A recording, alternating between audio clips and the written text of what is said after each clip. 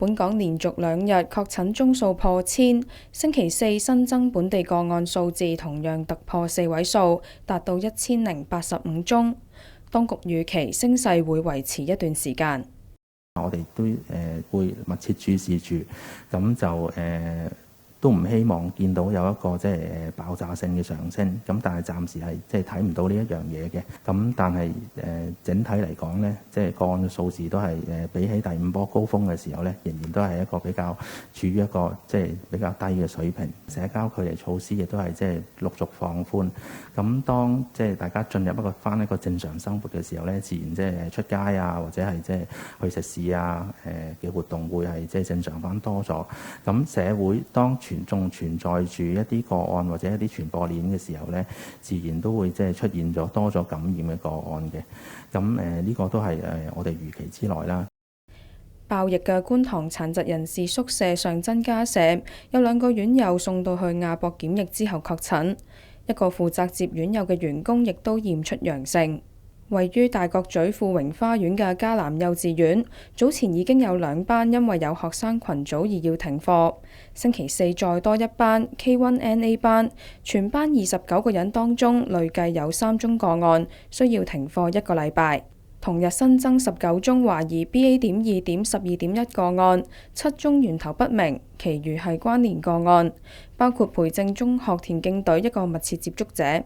本港累計已經錄得大約204宗 BA.2.12.1 嘅本地個案。呢個數字呢，都係佔我哋現時整體所有個案嘅一個即係好細嘅百分比。咁但係都睇得到咧，呢一隻嘅亞系新型嘅亞系嘅Omicron呢，咁喺社區的確係出現有一個即係比較廣泛嘅傳播。咁我哋都揾到即係好多個案呢，係第一係源頭不明啦。咁相信係即係喺社區亦都有一啲隱性嘅傳播。咁而呢啲源頭不明嘅個案呢，就唔單係集中喺某一區嘅，喺基本上喺好多嘅地區都出現咗有呢啲嘅個案。即係現時喺香港，即係整體上面呢 Omicron 嗰個病毒嘅傳播都係即係增加嘅。咁除咗 BA.2.12.1 呢，另外我哋即係喺第5波見到嘅 BA.2.2 嘅個案呢，亦都係有所增加。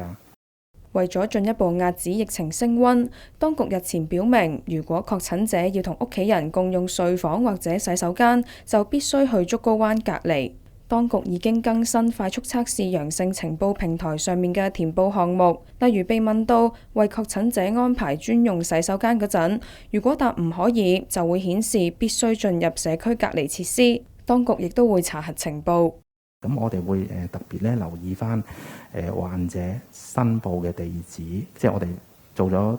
背後做咗一啲嘅評估，係可能有一個廁所嘅時候咧，咁我哋都會即係進一步了解嘅。咁同埋另一方面，快測嘅個案咧，我哋亦都會安排承辦商咧上門再收集一個嘅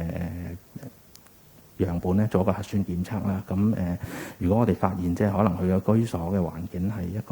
得一個廁所嘅話咧，咁我哋都會安排佢去隔離設施嘅。咁我哋都希望市民都係如實嘅申報啦。如果係假如係我哋懷疑係有一啲係虛報嘅資料嘅時候咧，係會即係採取一啲嘅執法或者係跟進嘅工作。